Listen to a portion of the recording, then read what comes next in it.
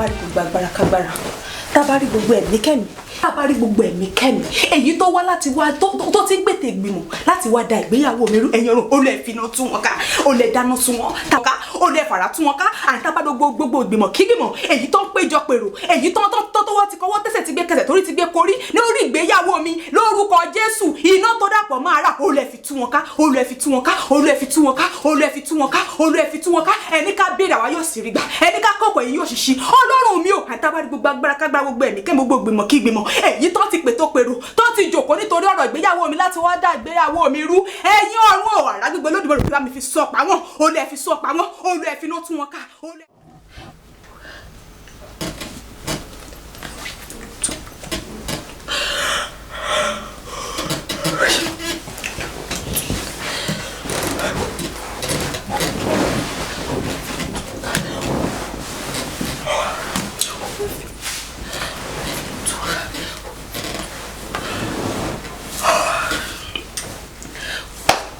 Profession entertainment ẹ̀kú iṣẹ́ àṣírí ìkọ̀kọ̀ yìí iṣẹ́. Mami George, ó lè bí ìfúkẹ́ tí mo kà tó bá gbé Jeremiah ní Jeremiah chapter 1:19. Ó ní wọ́n bá ọjà wọn kì yóò borí. Mami George, Mami George. Ṣé orí mi ni àbí òdà kí ó ṣe é náà? What happened? Ẹ wo ọkàn mi ti jẹ́ ẹ̀gàn rí mi lórí ìjókòó ni ọkàn mi ó ti jìnnà. Kí ló ṣẹlẹ̀? Dájú ẹ tún bí mi léèrè pé kí ló dé. Ẹ tún bí mi léèrè bàtà yìí náà wọlé ìsìn dájú kí lẹ fi pè mí. Ẹ ní Mọ́mì George. Tẹ́lẹ̀ bá rí mi á ní Mọ́mì George. Títọ́ bá rí mi á ní Mọ́mì George. Ṣé Mọ́mì George ló yẹ kó máa fi pè mí ní dájú? Ṣé Mọ́mì George ọdún kẹwàá rèé láti ṣègbéyàwó mi ò lóyún àárọ̀ báyìí dalẹ́ rí. Kí n tiẹ̀ ní láàárọ̀ kó wá bàjẹ́ lọ́sùn tabalẹ̀ ebí mi náà mọ bó ṣe ń ṣe wọ́n. Bákan bẹ́ẹ̀ àgbọn àtọ́gbọ́ tó bá dénú ṣọ́ọ̀ṣì yín tẹ́ bá gbàdúrà fún wọn tó bá máa di oṣù tó tẹ̀lé báyìí ó máa ọ̀lẹ́ wọn máa sọ ọ̀lẹ́ ni wọ́n máa sọ ni. Àmẹ́mi kí ló wá ṣe mí? Kí ló ṣe mí? Ẹ̀wọ̀n àbí mẹ́rẹ̀ mi pé kí ló ṣe mí? Ẹ̀mí kí ló ṣe yẹ́ lẹ́nu mi pé mo gbọ́dọ̀ ṣe mí. Sí, wo bí jẹ́ kí n sọ kíní kan fún. Má jẹ́ ká ṣe bí àwọn alágàbàgebè kìrìsìtẹ́nì tí wọ́n gba Jésù tí wọn ò rí Jésù yẹn gbà pé Ọlọ́run máa dá wa lóhùn. Ok, so mọ̀ pé nígbà tó tó àkókò Ọlọ́run fún Sarah lọ́mọ. Ọlọ́run fún Anna náà lọ́mọ. Ó máa fún wa tí. Ọlọ́run ti gbàgbé mi. No, má sọ bẹ́ẹ̀. Ọlọ́run ti gbàgbé mi. No, má sọ bẹ́ẹ̀. Mo gbàwé mo gbàdúrà. Nígbà mi ló máa tún jí lóru máa tún gbàdúrà. Let me tell you something. Torí ìgbà tí à ń gbàdúrà ọ̀tọ̀, ìgbà tí àsìkò tí àdúrà ń gbà ọ̀tọ̀, ìgbà tádúrà bá gbà ni wọ́n ń pè ní àkókò ẹ̀rí. Ẹ̀wọ̀n dání ó ti sú èmi o. Ìgbàgbọ́ mi kan ti ṣàkó lọ ní ìgbòkórí tàtà àdéhàdì ṣe fẹ́ gbó tọrọ. Èmi ò ní gbàgbọ́ náà àdúrà gbà mọ́. Irọ́ má jẹ́ ká ṣe yẹn. Sí, wo bí jẹ́ ìsọ kìíní kan fún ẹ. Ọmọ tí Ọlọ́run ní fún wa ó lè jẹ́ ọmọ ológo ńlá ojú tiwa ló ti pẹ́ o. Kọ́lọ́run fún mi lákòókò tó máa yẹ mí ìgbà ní gbogbo nǹkan. Òkè jẹ́ fún ẹ ní. Ilé obìnrin ò kí ń pé jù. Wákàtí ìmúṣẹ àdúrà wa náà àdúrà wa dẹ̀ máa gbà. Òkè ni mo ti ń sọ àdúrà wa ti gbà. Sọ́rí Nàìjíríà. Mi ní fẹ́ gbogbo mi láì gbogbo eléyìí náà calm down. Ọlọ́run máa ṣe. Sọ ma pé ìwọ èèyàn wò láwùkọ́ṣe náà. Wọ́n rí ayọ̀ Ọlọ́run ní ayé ẹ̀. Don't worry about that. Eléyìí tó ṣẹ́kù níbi tó kù sí iná ó máa yanjú ẹ̀ my dear how are you? Nàdẹ̀ wọ́n kò ṣe sí kó máa pẹ́ mọ́. Èmi kọ́ ni mo máa wá. Èmi náà ti ẹ̀gbọ́n ọmọ tèmi náà jọ. Ọlọ́run ló máa wá nǹkan sí. Àdúrà ni mi máa gbà. Táwa bá ti gbàdúrà kádùrà wa ní gbà. Sorry my dear. Ó yá rẹ́rìn náà.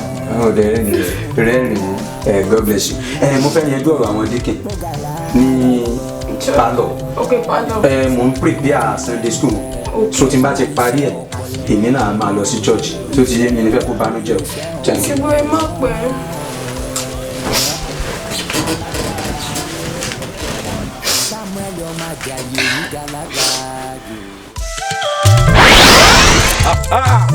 Ibi awuyade yìí bàbá adájọ́ ọjọ́ àpé bàbá adágbàgbà máa ń kó ni o mo dénú tọ ìṣubú Adétúnjí ńlá nílò nínú ẹgbẹ́ wa ọpẹ́ tí ń dẹgbẹ́ wa rú kò já gbádùn àkókò tó mo sọ fún àwọn kìrìsìtẹ́nì ń jó sí pé mo ń bẹ nísàlẹ̀ ilẹ̀ ayé ńgbà tí lè dùn à ń ṣẹ̀dá wọn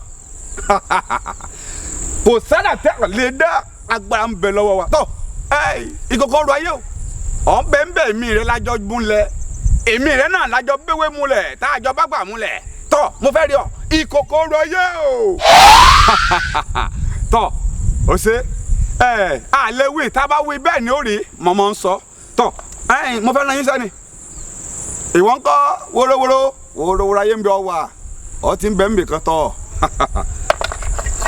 ìwọ ń kọ́ òpin kárẹ́wà sọ ọmúra pẹ̀lú ẹrù rẹ máa ń bọ̀ tẹ́rù bẹ́ẹ̀ ni mo fẹ́ nílò rẹ ní ìsìn ọ̀fẹ́ lọ́lẹ̀ Adétúnjí àtọ́wọ́ ń bẹ̀ mo fẹ́ ọba adá ó yá o òrojọ́ báyìí náà ni tọ́ múlẹ̀ tọ́ káre ọ̀kábọ̀ wo ibi ọ̀n lọ́nu àrà tó bá wù ọkọ lè rèé dáńbẹ̀ kó o fi ọkọ rẹ̀ lòkòlòkò kó o fi làkàlàkà wọ́n fẹ́ ọ̀padà lóyún fún inú bí ìyàwó rẹ̀ yóò kó jáde ní tá a fẹ́ nílò nínú ẹgbẹ́ wa torí pé wàhálà rẹ̀ ń dí ẹgbẹ́ wa lọ́wọ́ jáde ọ̀yá gbé lọ sọ. Àṣírí ìkọ̀kọ̀ yìí ò iṣẹ́ ńlá ni olùfisùn òdúró gbogbo. Daddy, abẹ́rẹ́ woman to give testimony ní church yẹn ni. Àgbọn ọdún pípẹ́ wẹ́rẹ́ bó dẹ̀ ṣe dẹ́sẹ̀ wọnú church wa ó dẹ̀ dọ́lọ́mọ. Ọlọ́run ìpè mi ò ń ṣe Ọlọ́run tó ṣe é ní ṣe. Ọlọ́run pé yín ṣe bẹ́bẹ́. Ọlọ́run gbọ́ àwọn tí ẹ̀yin fojú rí nìyẹn mélòó ni káka ní oyin àdípèlé ìkànsìpè mi láàárọ̀ yìí woman tí mo ló wà lọ́dọ̀ pé wọ́n fún níwèé for 25 years ó ti gbàwé ẹ̀ lánàá. Jésù ṣeun ó kú oríire. plan ọkọ ẹ̀ tí ó ń fẹ́ ń bẹ̀ yẹn plan ẹ̀ sìn bóyá ló sì máa gbé bọ́ọ̀sì sílẹ̀ fún. Who is it? Come in. Taleni, ṣé ẹ expect that? Respect me. Come in. Good afternoon, sir. Good afternoon. Yes, sir. Daddy. How are you? Fine, sir. We did not know you. Yes, sir. As I was passing this road, okay, and I see somebody say, "I need a step," and I say, "Make I come." Can you consider for me? Oh, that's true. Totally. No problem. It is mommy that need house help, not me. So you will need to face the mommy so that mommy will talk to you about it. So I mean, I don't know much. Mommy, good afternoon. Good afternoon. How are you? I'm fine. What's your name? My name is Jennifer. Jennifer. Oh, wow. That's nice. Are you sure you can walk very well? Madam, I sabi walk. I sabi wash clothes. I sabi fetch water. I sabi cook. I go even cook Igbo soup for you and daddy. As I dey, I get power now. Madam, see my hand. Happy Igbo, I get power. Yes. Madam, you go like me. Daddy. No problem. Konimini. Okay. Which area? Abi, you just Igbo, just like that? No, my papa now from Imo. Okay. My mommy now working for Delta State. So you be Igbo? Where are you staying with here? Daddy, I don't get family. As my mama and papa died, nobody. So now that bridge for Lagos, now they sleep. And there they do some more work. They don't pursue me for where I do work. I can't see this thing for outside. Now say me can come. Make them help me. Daddy. No, Bíbélì náà ṣe sọ ni. Na small tó bá ti jẹ́ pé ó tẹ́ ẹ lọ́rùn. A ó tẹ́ mi lọ́rùn. Auntie, this is your boss. Not me. Okay, sir. Okay. So our mommy is in charge of your own case in this house. So whatever you need, just come and meet her. Okay. She will take care of you. Okay. So Jennifer, stand up. Okay. Have your seat. Okay. Thank you, ma'am. Fíṣun òdúró gbogbo ènìyàn alágbára ayé ò rẹ jẹ́ ká máa ẹ pẹ̀lẹ́ sà. Ẹ kú iṣẹ́ Olúwa. Olúwa ló ń ṣiṣẹ́ sà. Olúwa túbọ̀ máa ṣagbára dọ̀tun. Àmín Jésù. Ọ̀rọ̀ kan mo wá rí yín fún un. Kí ló ṣẹlẹ̀ sà? Pẹ̀lú bẹ́ẹ̀ ṣe ń gbàdúrà. Bẹ́ẹ̀ sà. Tẹ́ ń ṣe ìṣọ́ òru. Bẹ́ẹ̀ ni sà. Ó ti pọ̀ jù. Àwa landlord association a wá ṣe ìpàdé. Okay sà. A wá fẹnukò wípé ká wí fún yín wípé kẹ́ kó ẹrù yín kúrò láàrin àdúgbò yìí. torí ariwo yín ń disturb wa láàrin àdúgbò ariwo yín ti pọ̀ jù ẹ gbàdúrà lọ́sàn-án ẹ gbà láàárọ̀ ẹ gbà lóru ariwo yín ti pọ̀ jù ẹ bá wa kẹrù yín kẹ́kọ̀ọ́ ẹ páàkì gbogbo ẹrù yín àtẹlẹ tó kéré àtẹlẹ tí ò kéré ẹ páàkì ẹ lọ rí wálẹ̀ síbòmíì. rárá o yes sir ohun ènìyàn sì leléyìí o ẹ jẹ́ kí olúwa ó bá mi sọ pé kí n kúrò níbí tó bá ti sọ fún mi màá kúrò mo gbà ohun olúwa tó rán mi níṣẹ́ gbọ́ ju ohun ènìyàn lọ yes sir bí olúwa bá mi sọ̀rọ̀ nísìn kò ní pé wákàtí kan tí màá fi kú. kí ni ìtumọ̀ gbogbo eléyìí tẹ̀ ń wí ohun olúwa lẹ́yìn gbọ́ ṣé àwọn èèyàn táwọn ń sọ̀rọ̀ ẹ̀ gbọ́ ohun wa etí yín máa di pa ni o tẹ́yìn ò bá ti gbọ́ ohun tiwa etí yín máa di pa ni wòlíì àbí kí ni wọ́n ń pè ọ́ gbogbo àwa àyà máa kọ́ ọ́ gbogbo àwa ará àdúgbò àparapọ̀ àṣepàdé alẹ́ òjò wa lẹ́nu láàrin àdúgbò ọ̀ gbàdúrà lọ́sàn-án ọ̀ gbà lóru ṣé wọ́n lọ pa Jésù ni ìwọ wọ́n sọ fáwọn pé ohun olúwa ìnìwọ́ gbọ́ ìwọ ò gbóhùn àwa èèyàn èmi tí mo jókòó èmi mo kéré àbí wo bó bá wù ọ́ kó gbóhùn olúwa bó bá wù ọ́ kó gbóhùn èèyàn bó bá ti wá wù ọ́ mọ́ bá kẹrù rẹ kúrò. rárá o àdúrà ń lọ pa Kristẹni àwa ò ní nǹkan méjì tá a gbàgbọ́ nínú ẹ̀ kọjá àdúrà ni o ẹ má bínú tí n bá ti gbóhùn olúwa mo máa kúrò kó ń ṣèjà. ṣé o wá fẹ́ gbóhùn èṣù ni ó jẹ́ gẹ́gẹ́ bí orí ilẹ̀ bàbá rẹ ni àwa tá a nílẹ̀ tá a dá ládùúgbò tá a fún ọ nílẹ̀ a sọ pé àfẹ́ ọmọ ládùúgbò wa pé òun yọ wá lẹ́nu ìwọ wá sọ fáwa yìí pé òun ti gbóhùn olúwa ṣó dìgbà tó o bá wá gbóhùn èṣù ni. ṣé ẹ wá láti yọ mí lẹ́nu ni torí bíbélì sọ pé ẹ má ṣe yọ ẹni àmì rò mí lẹ́nu ṣé ẹ wá láti bá mi jà ní sà mo ní mo gbọ́ yín ṣùgbọ́n ẹ jẹ́ kémi gbóhùn olúwa ó tàn. wò mí ṣọlẹ́ lè tí mo wí fún ọ lónìí tá a bá ilé padà wá tí n bá ilé padà wá síbí tí mo tún wá bá ọ sọ̀rọ̀ gbàdúgbàdú gbowó àgbàdo yóò gbowó àgbàdo lọ́wọ́ rẹ ni ṣòyọ gbogbo àwọn aládùúgbò láparapọ̀ tá a sọ fún ọ pé kò kẹ́rù rẹ kúrò ládùúgbò yìí gàlẹ́gàlẹ́ rẹ ti pọ̀ jù ọ̀njọ́ wà lẹ́nu láàrin àdúgbò ó gbàdúrà lọ́sàn-án ó gbàdúrà lóru ṣé wọ́n lọ pa Jésù ni ṣé wọ́n lọ pa Jésù ni mo wí fún ọ. ẹ gbà mí bíbélì wí pé kí ẹnikẹ́ni kó má ṣe yọ mí lẹ́nu mọ́ torí èmi ń ru àpá Kristi kárí ẹ ní sùúrù kí ni kókó nǹkan tí mo ṣe fáwọn pípù yìí ó ga o ẹ má yọ èmi lẹ́nu o bí olúwa bá sọ̀rọ̀ máa tẹ̀. àṣírí ìkọ̀kọ̀ yìí ò iṣẹ́ ńlá ni olùfisùn òdúró gbogbo ènìyàn alágbára ayé ò ẹ jẹ́ ká máa fura. Sister Deborah ẹ jọ̀ọ́ how many carton lẹ́ni ìyá àbèjì wa gbé lánàá like carton of biscuits tẹ́ni wọ́n gbé oh okay 10 okay sweet ńkọ́ okay just 2 okay. How about bottled water? Okay, 2 pack. Kí ló tún kù yẹn náà? Ṣé wọ́n lọ ṣe rárá ni? Okay, just. Oh, come in. Kò lè o. Okay, ṣe. Daddy, sister. My dear, báwo? God bless you. She's going to change us. This is Laura John. Oh, okay. I'm more than now. Basically, mo tún ṣe introduce wọn sí yín ni pé wọ́n ní accommodation problem. So bá a ṣe parí service, wọ́n ṣàlàyé àwọn kankan fún mi lókè.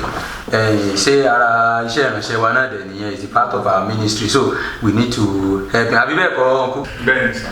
So wọ́n ní kò sí bí kankan tí wọ́n ń gbé for now ibi tí wọ́n ní wọ́n ń gbé yẹn ó dàbí bóyá wọ́n ní onílé ló ṣe bákan bákan àbí.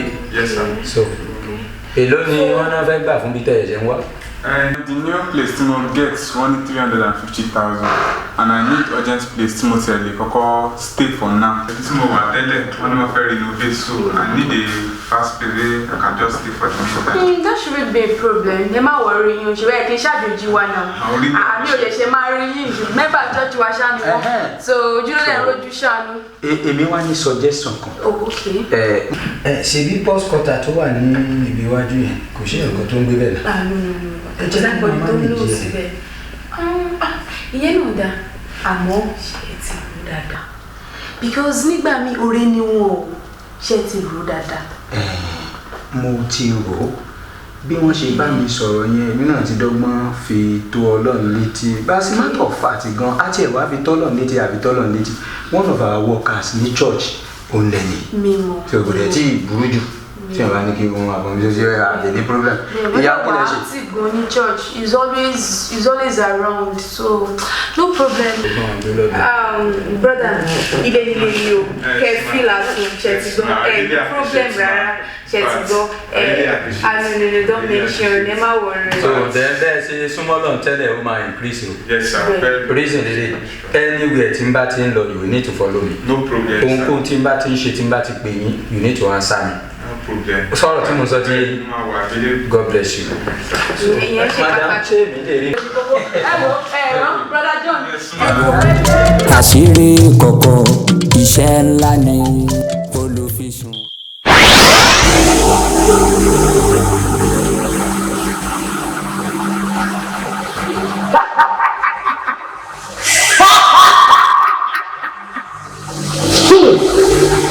mo ní Adétúnjí èmi àti ẹni ilé ìlú mo ṣẹ̀ṣẹ̀ bẹ̀rẹ̀ pẹ̀lú ẹ̀mí láti ẹ̀mí náà gbogbo nǹkan tí mo bá ṣe ní ilé ìlú ó gbúdọ̀ mọ̀ sí kí ojú inú ẹ̀ kó fọ́ bẹ́ẹ̀ ni.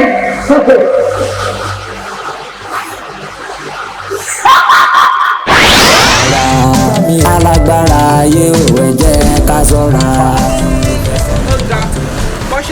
bọ́ ṣe ń gbàdúrà fún ilé lọ ń gbàdúrà fún ilé gbogbo wọn kẹ̀dẹ̀ gbogbo àwọn tó nìkan ní kọ̀ọ̀kan báyìí gbogbo ọ̀la ṣe wọ́n tì. máa dé tu kí ló fi ń ṣàgbára ẹ lọ. alẹ́ mi ti sọ tẹ́lẹ̀ yín lẹ̀ gbà mí gbọ́ má ní pásítọ̀ wáyé ó ní nǹkan mi tó gbójúlé kò kí n ṣe báyìí lè gbójúlé o. Can you imagine this very woman tí olórí fi wúńbù ẹ̀ jókòó ṣùgbọ́n pọ́n ló wá converse nínú church ilé ó yà mí lẹ́nu. ṣùgbọ́n pọ́n ló wá converse lẹ́ni fóun ti lóyún. ó yà mí lẹ́nu. okay come to think of it o òòró bẹ́ẹ̀ mi ṣe ń rò number one nìyẹn. àkókò jọ ń rò ni. no òòró okay tó bá rò ṣó ti gbà wípé olórí ti sọ wípé iṣẹ́ ìtàbá ti rí ṣe òun máa yọ wá òun máa wẹ́ lòmíì sí i. òótọ́ ni o kí wọ́n lè ṣe báyìí kí là lè ṣe báyìí. kò sí nǹkan míì tí mo mọ̀ ta lè ṣe ju pé ká padà sọ́dọ̀ olórí. ó ti yá. ká tètè lọ sọ fún wọn. ó ti yá. láti tètè wá nǹkan ṣe sí o. ní kíákíá kò gbọ́dọ̀ pẹ́. alátiṣe wa gbọ́dọ̀ mà ti ṣe ara ẹ̀ ní kíákíá o. jáfara léwu. àṣírí ìkọ̀kọ̀ tí Olúwa ní èyí tó bá fi hàn fún wa ní fún àwa adániwáyé nìkan ló yé ara ní ìparí kó tó yé wa ohun tó wà ní kọ̀rọ̀ gbọ̀ngàn ara ní olùfisùn.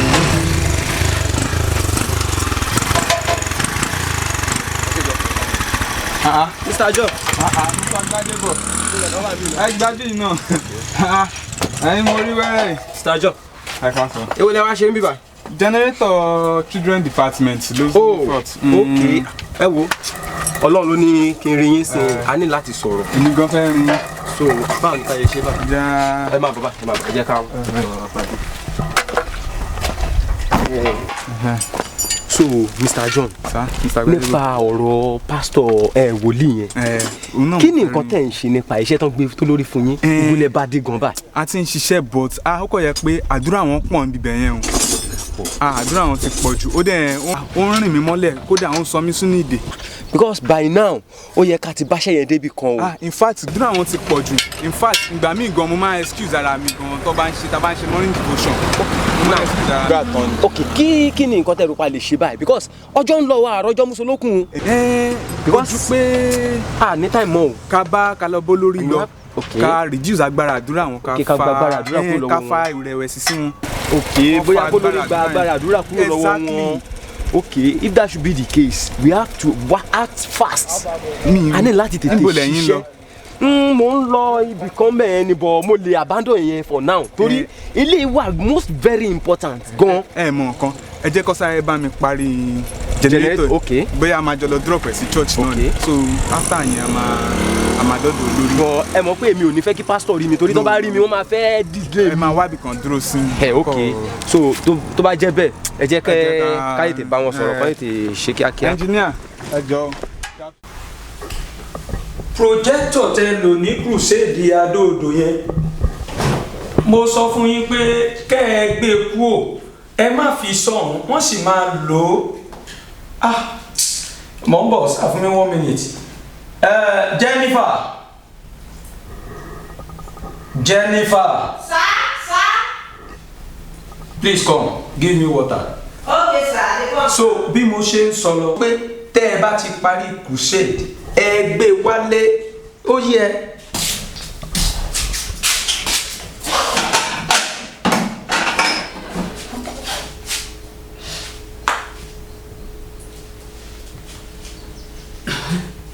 Ẹ̀yin ará mi, wòlíì Adétúnjí, ó lóun fẹ́ mu mi, ẹ fún mi lómi láti ọ̀dọ̀ yín.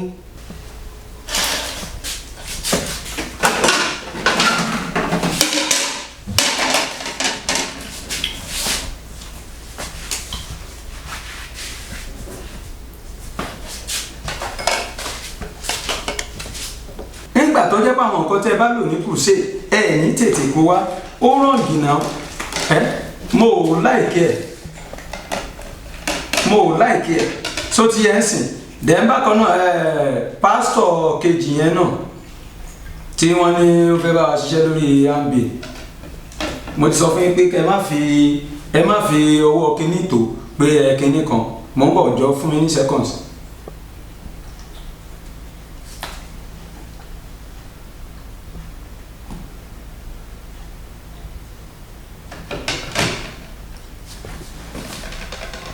So mo ti sọ fún yín pé ẹ má fi ọwọ́ pé torí pé ẹjọ́ jẹ́ family friend tó ẹ jẹ́ àgbé àǹbìlì ìfẹ́ tó bá mọ̀ nípa ẹ̀ so that is it. Ẹ na nǹkan tó yẹ kó ti jáde next month ní sọ́jì náà ẹ tètè ṣiṣẹ́ lórí so èmi náà bẹ́ẹ̀ sọ̀rọ̀ nǹkan tẹ́ ẹ bá jọ sọ kó pè mí God bless you. Báwo ni màá fi nǹkan falẹ̀ ẹ máa lo nǹkan ẹ̀ ní tètè dá padà but ẹ dúró àbí Jennifer kọ́ yìí ni ó dẹ̀ ń dàbí ẹgbójú ọmọ yìí sì tún fààyàn mọ́ra yàtọ̀ nọ́nà ọmọ yìí náà wà òkè o léyìí tí ò dẹ̀ sí ìyànlẹ́ yìí àmọ́ ṣé kò dẹ̀ ń ṣẹ̀ṣẹ̀ ṣàánú yìí ń ṣẹ̀ṣẹ̀ o rò mọ́sọ̀kò èèyàn á sọ eléyìí. Jennifer o máa ní láti tọ́jú wòlíì. kò sẹ́ni tí ọ̀tá ò lè dọdẹ kò yé ẹ olùfisùn ń búramúramù ṣé ẹ gbọ́n ohun ẹni tí ó bá lè wà ní àríwá tán èyí ó tú àròyé mi sóde lọ́dọ̀ èyí ó máa sọ nínú kíkó ìròyìn ojú ọkàn tó ga ọ́. My dear, kí ló ṣẹlẹ̀? Kí ni tó dé kí ló ṣẹlẹ̀ my dear? Kí ni mo sọ fún ẹ kó dé? Bó ti wù kọ́ ọ̀rùn kó mú tó sánmọ̀ dúdú díẹ̀ wà bẹ́ẹ̀ wá gbà mí kẹ́ ń pè màmí.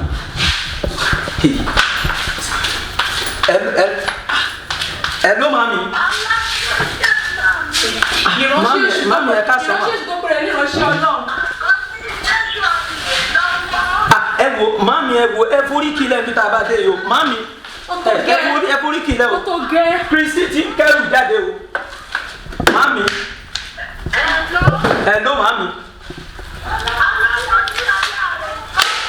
Pásítọ̀ Kẹ̀wù. Màmí ó ti ń kẹ́rù jáde o. Ó ti ń kẹ́rù jáde nínú ilé. Mo dẹ̀ ń bẹ̀ ẹ́ pé kó jọ kó ṣe sùúrù màmí. Kò dá mi lóhùn. Ṣe sùúrù lọ.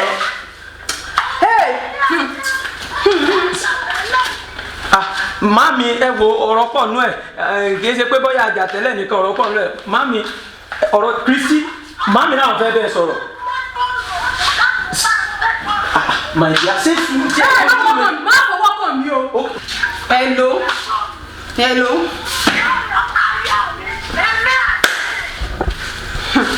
Ẹ jọ̀ọ́ kí ni nǹkan tí màmá mi nǹkan tẹ̀ ń sọ kò tí ì yé mi o. Mo wà nínú ilé ọmọ yín fún odidi ọdún mẹ́wàá mi ò yé mi ò pa mi ò lóyún àrọ̀ dalẹ́ rí. Ṣé ẹ sọ fún mi ẹ fẹ́ sọ fún mi pé ọmọ yín ò sọ fún mi pé òun ti fún ọmọ ọ̀dọ̀ lóyún. Ṣé fẹ́ sọ fún mi pé mọ̀ pé ọmọ yín ti fún ọmọ ọ̀dọ̀ lóyún àbí kí arọ́ owó lẹ́ ń pa fún mi pé kí n má lọ. Tẹ́ ẹ bá ní irú mi ẹ má bá mi sọ tẹ́ ẹ bá ní irú mi lọ́mọ ni ẹ má sọ pé kí n jókòó mo wà ní ọmọ yín fún odidi ọdún mẹ́wàá mi ò ní oyún láàárọ̀ kó tẹ̀ wá bàjẹ́ lọ́sàn-án rí. Àbí bẹ́ẹ̀ kọ́ ẹni pé kí n dúró ìka èèyàn jẹ́ ṣe tiẹ̀ bẹ́ẹ̀ ẹ kúrò lórí fóònù fún mi. Ẹ ló màmí màá pè yín padà ọ̀rọ̀ ti kọjá màá wá yọjú sí yín.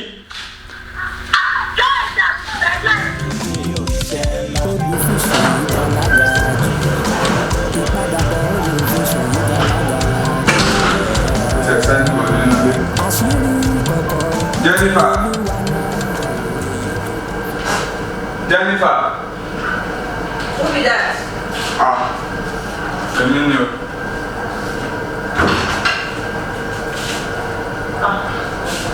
Ishilo. That is jáde. Very good. Wá, o pé kí arẹwà. Kí ni ìtumọ̀ gbogbo oyún tó ní? Inú iṣẹ́ tán fún mi náà ni mo ti ṣe. Ṣé iṣẹ́ tí wọ́n rán ẹ kó wá ṣe lélẹ̀ ní tolóyún wá dé? Lára iṣẹ́ tí wọ́n rán mi, ṣó mọ̀ pé torí orí. No.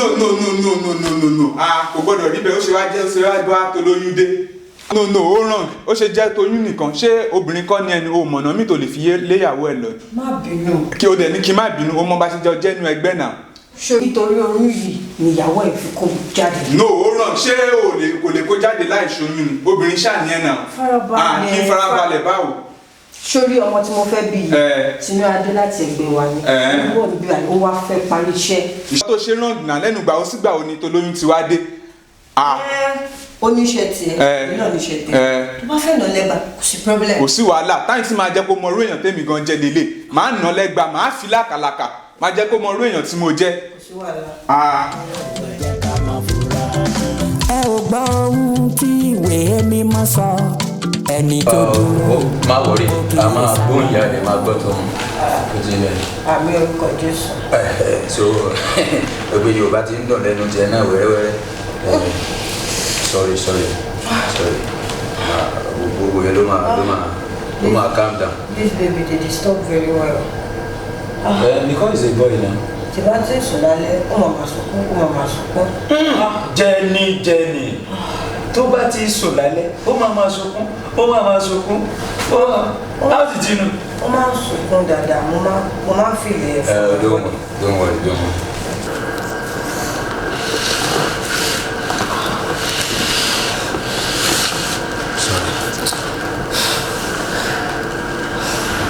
Sorry.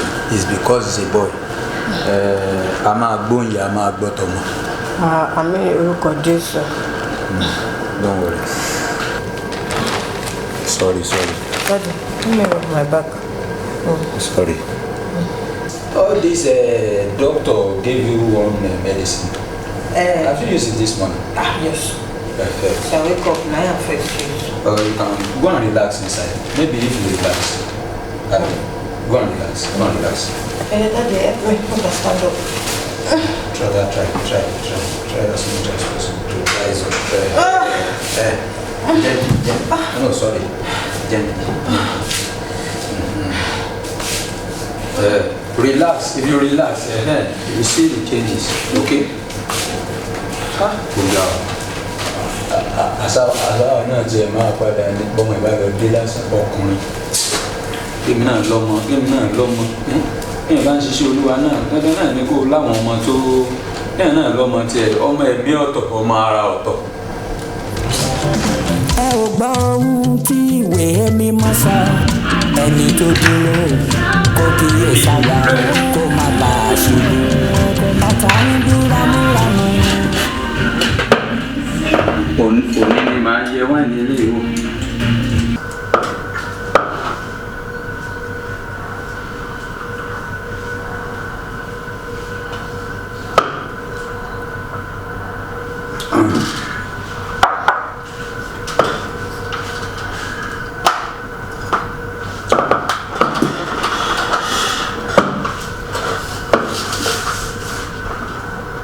Jennifer. Jennifer kò ní dáhùn lóhùn tí ẹ̀ kíákíá yìí ó máa kà yẹn lóhùn. Èmi náà bẹ̀ sọ fún un ní o pé wọ́n ti gbé àwọn kòtò kan síbí tí ó.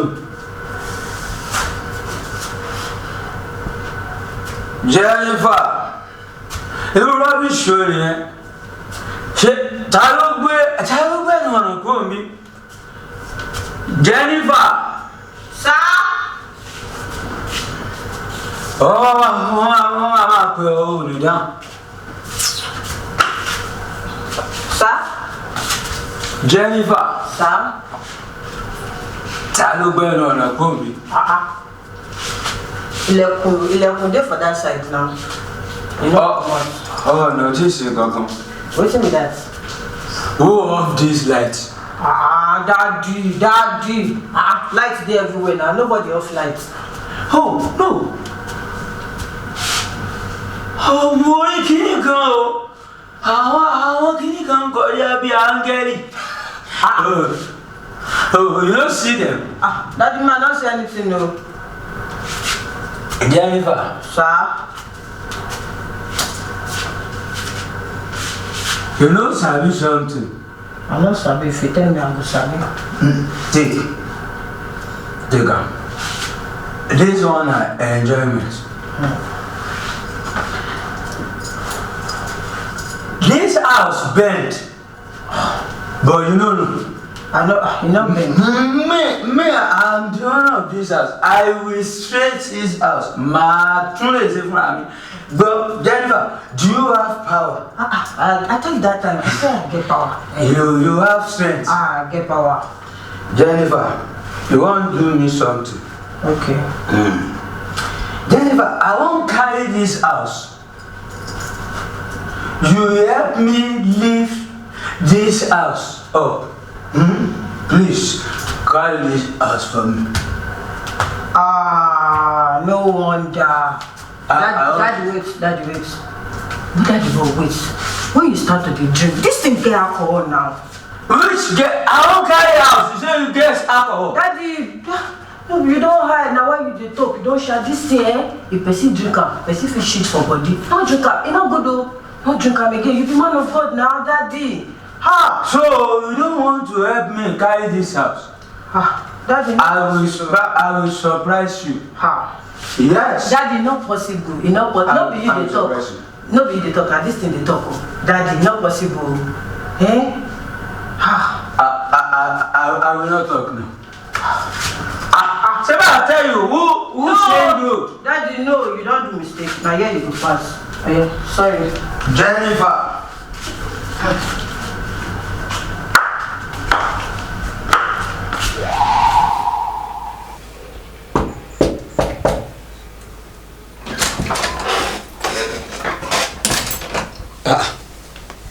Obìnrin yìí sì ń sùn tì náà mọ́mí church ó sì ń sùn látàárọ̀ tí mo ti lọ tí mo fi wọlé tí mo fi change aṣọ mo fi yín lẹ̀ pé kẹ́ relax till now ló ṣẹlẹ̀. Daddy ẹ káàbọ̀ ẹ wo àlá tí mo lá bá mi lẹ́rù o. Ẹ wo àlá yẹn o in fact àyà mi jágbà tí mo jí a ní ìdádúrà o a ní ìdádúrà fún ìgbéyàwó wa kó má bàa túká àwọn ìgbìmọ̀ òkùnkùn kan nínú àlá mi o àwọn ìgbìmọ̀ òkùnkùn kan ti péjọ a nílò àdúrà fún ìgbéyàwó wa. Nǹkan tí Ọlọ́run pè wá fún náà nìyẹn ohun tó dà ohun fi àdúrà bó ti jẹ́ pé èmi ò tí ì mà látẹ́ lábọ̀ síbẹ̀síbẹ̀ náà ohun tọ́lọ́run pè wá fún ni pé ká gbàdúrà kí àdúrà wa kó gbà ó ti yín a máa sort yẹn out. God bless you. Amen. Ẹ wo ti rẹ. Báwo wá ní program tẹ́lọ̀ fún. A máa dúpẹ́ jàre ṣe bí àwọn díkìn ní wàhálà wọn pọ̀. Owó mi mo kàn tún gbàgbé sùn lọ sí jíìmù. Thank you. Àwọn kíni ó ga ọ ẹ tí ká wọn. Fẹ̀sọ̀ entertainment ẹ kú iṣẹ́ àṣírí ìkọ̀kọ̀ yìí ò iṣẹ́ ńlá ni olùfisùn.